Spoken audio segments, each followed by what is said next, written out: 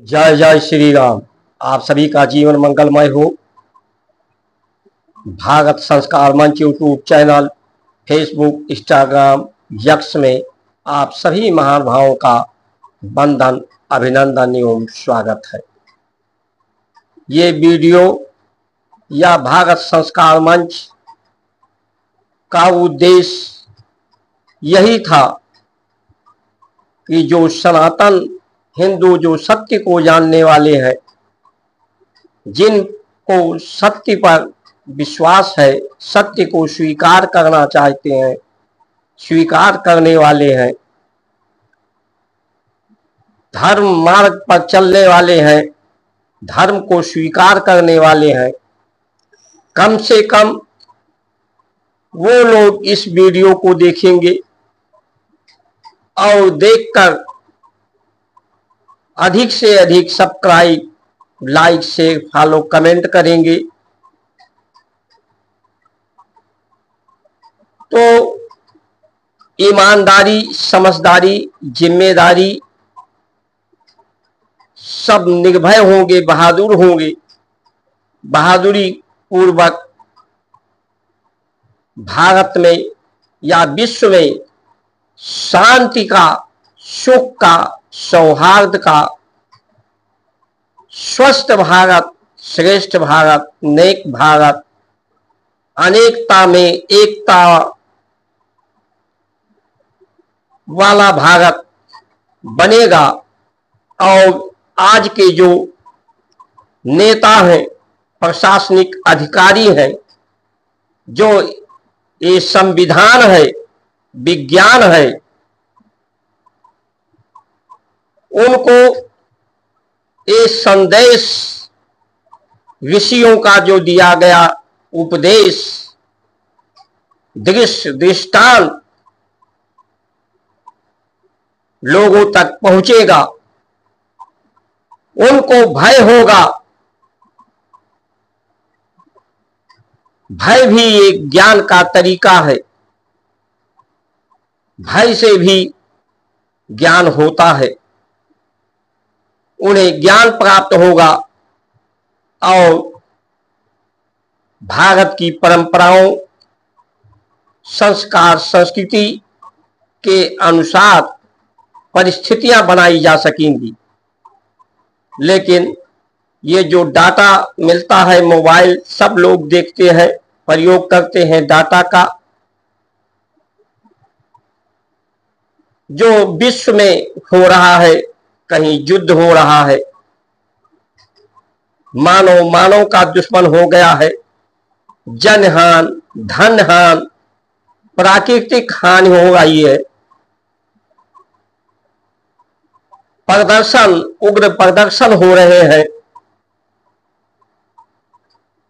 व्याभिचार, बीमारी, बेरोजगार, महंगाई, भ्रष्टाचार बढ़ता दिखाई पड़ रहा है। ये सब दुर्व्यवस्थाएं, कुप्रथाएं, असत्य, अज्ञानता समाप्त करने में ये वीडियो भारत संस्कार मंच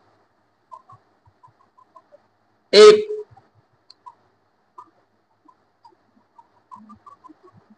अपना महत्वपूर्ण भूमिका के लिए ये वीडियो और भारत की संस्कार, संस्कृति के भूमिका के लिए वीडियो, लेकिन चिंतन का विषय होता है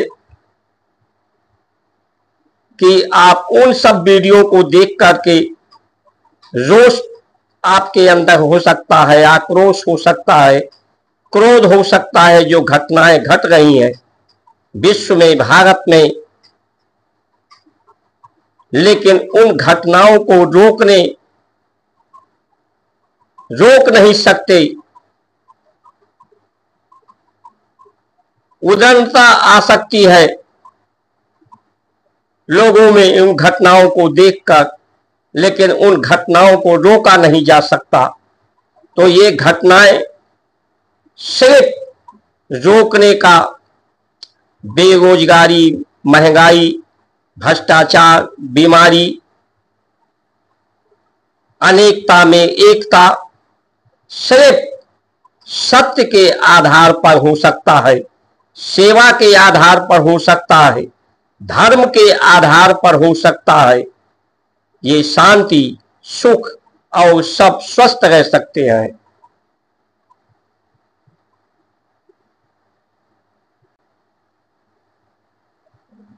भारत के जो ऋषियों ने, महापुरुषों ने, संतों ने, परमहंसों ने सत्य की खोज किया है, पंचांग दिया है, ज्योतिष जो जीवन का कैलेंडर है, जो भूत, भविष्य, वर्तमान सबको दर्शाता है, अवगत कराता है।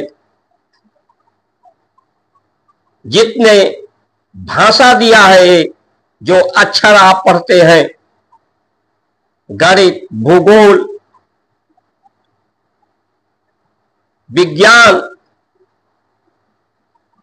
वनस्पति विज्ञान, जीव विज्ञान, मनोविज्ञान, जितने भी विज्ञान,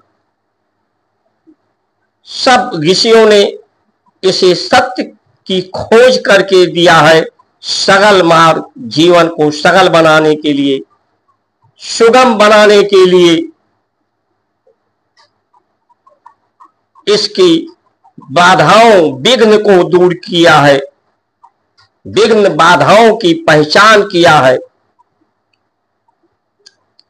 चाहे हिंदू हो, मुसलमान हो, सिख हो, ईसाई हो, किसी भी देश के रहने वाले हो, हर व्यक्ति जितने भी सांसें लेता है, हर सांसों में वो राम या ओम को ही कहता है। उसके हर सांस से ओम ही निकलता है। चाहे जो शब्द कहे, हर शब्द में ओम और राम, राधे, शिव ही निकलता है, क्योंकि इसका खोज ही सत्य के आधारित पर ही ये भाषा दिया गया है। इस सत्य के आधार पर ही सबका जीवन है। सत्य में ही जीवन है, सत्य के कारण ही जीवन है। सब इसे, ये धरती, प्रकृति, ब्रह्मांड, हर जीवधारी, प्राणधारी, जीव जंतु, वनस्पति सब इसी ओम को ही हर श्वास में जपते हैं। लेकिन इस सत्य से सब अज्ञान है, इस सत्य को स्वीकार नहीं करना चाहते। स्वतंत्रता इनको सत्य से चाहिए, धर्म से चाहिए, धर्म से स्वतंत्र होना चाहते हैं, सत्य धर्म से। ये अज्ञानता, भ्रम जो इस संसार सृष्टि का कारण है,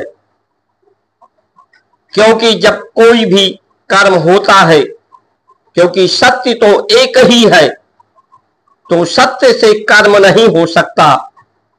इसलिए सत्य से ही असत्य का निर्माण हुआ है। और जब सत्य और असत्य दोनों मिलते हैं, दोनों का योग होता है, तो कर्म होता है।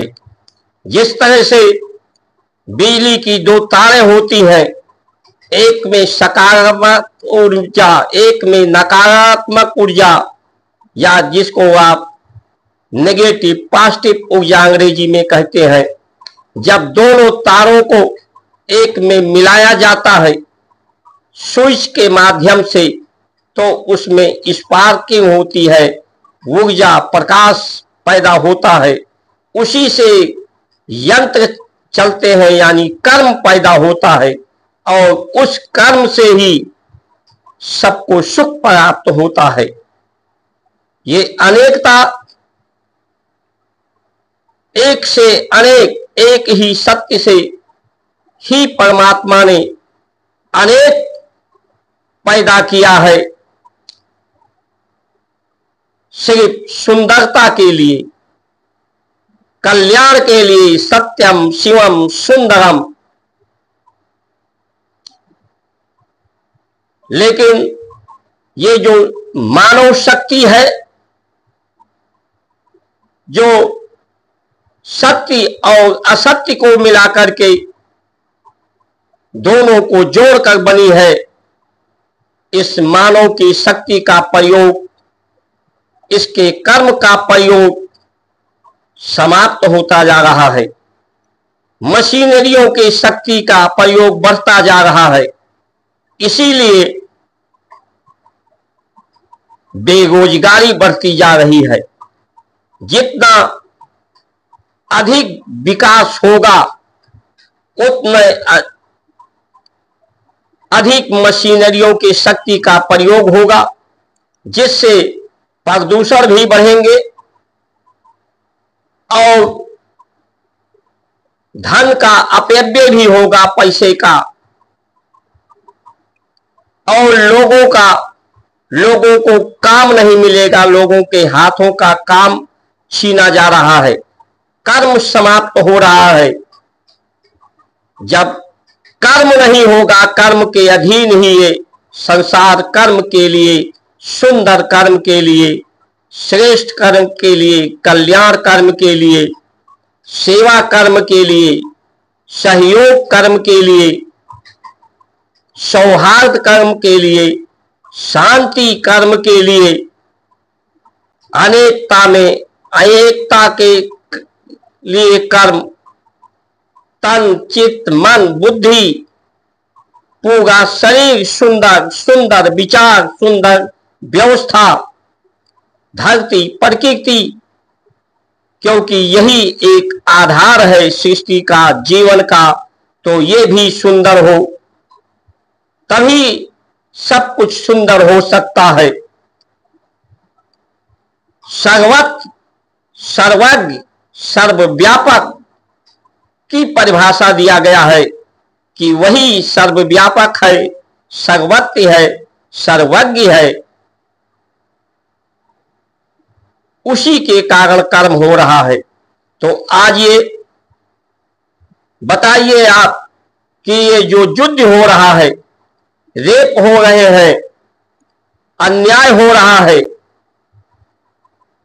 मानव का दुश्मन होता जा रहा है, धर्म के नाम पर लोग बट रहे हैं, जात के नाम पर लोग बट रहे हैं, लोगों को बांटने का प्रयास किया जा रहा है। तो जो जात, धर्म, मजहब, पंथ, देश के नाम पर जो बांटता है, वो क्या धर्म कर रहा है? वो तो अधर्म मार्ग पर जा रहा है। और उसका जो समर्थन करने वाले हैं, यानी वो अधर्म मार्ग पर जाना चाहते हैं, वो धर्म से स्वतंत्र होना चाहते हैं, धर्म को स्वीकार नहीं करना चाहते, परमात्मा को स्वीकार नहीं करना चाहते। ऐसे लोगों की गणना बढ़ रही है। लेकिन संतोष की बात है कि ये अभी भी भारत में सत्य है। सत्य को स्वीकार करने वालों की गणना, संख्या बहुतायत है। इसलिए समय से सावधान होने की आवश्यकता है। भारत की संस्कार संस्कृति ही सभी को महत्व और श्रेष्ठ समझती है, सभी को एक समझती है, सभी को एक करने का इसका अनेकता में एकता का ही प्रयास है। विश्व के पूरे विश्व को, जगत को ये बांटने का काम नहीं करती। आज की जो परिस्थितियां हैं, सिर्फ महान योगदान का श्रेय इन नेताओं को, अधिकारियों को, बड़े व्यापारियों को प्राप्त हो रहा है। इन्हीं की सबसे ज्यादा आय की चिंता है लोगों की और इन्हीं का आय बढ़ाने में लगे हैं। जबकि भारत की संस्कार संस्कृति या सच्चाई यही है कि सभी का महान योगदान है। मजदूर, किसान, हर व्यक्ति का महान योगदान है, महान सहयोग है, जिससे ये समाज चलता है, देश चलता है, राष्ट्र चलता है। सभी श्रेष्ठ हैं, कोई भी अवशेष निकृष्ट नहीं है। निकृष्ट वही है जो इस सत्य को स्वीकार नहीं करते, अपने दोष और द्वेष को, अज्ञानता को दूर नहीं करने की जिज्ञासा जिनमें होती है। और जब ये देखते हैं कि आज इस सत्य को लोग सुनना नहीं चाहते, इसका अनुभव नहीं करना चाहते, इसका समर्थन नहीं करना चाहते, तो दूसरी परिपक्ष में ये अनुभव होता है कि ये मनुष्य तो एक नियोक्ता है। सत्य को ये स्वीकार न करने के कारण जब कर्म ही समाप्त हो जा रहा है, मानव की शक्ति का प्रयोग, शरीर के शक्ति का, कर्म का प्रयोग ही समाप्त होता जा रहा है। ये शक्ति जोड़ने पर सकारात्मक, नकारात्मक ऊर्जा, जो प्राण के दो क्षेत्र हैं, एक सूर्य ऊर्जा, एक चंद्र ऊर्जा, दोनों ऊर्जाएं जब मूलाधार में मिलती है तो शक्ति का स्फुरणा होती है। प्राण तत्व और ये बीज तत्व आहार का जब मंथन होता है तो शक्ति पैदा होती है। शक्ति का आधार ये प्राण है। जो आहार हम लेते हैं ये प्राण को सिर्फ अपने तरफ आकर्षित करती है और उस प्राण को सोख करके ही इस शरीर में शक्ति, चेतना आती है। एक बीज ही है ये प्रकृति, परमात्मा का जो वायु, अग्नि, आकाश, जल, धरती पर एक बीज के रूप में ही धारित होता है, उसे धारण करती है धरती और बीज के रूप में उत्पत्ति करती है। उसी बीज को जब ग्रहण किया जाता है तो शरीर में भी बीज पैदा होते हैं और वही बीज से ही अंग का उत्पत्ति होता है, शरीर बनता है, शरीर बढ़ता है। इसलिए सत्य को स्वीकार करके ही जब बटेंगे,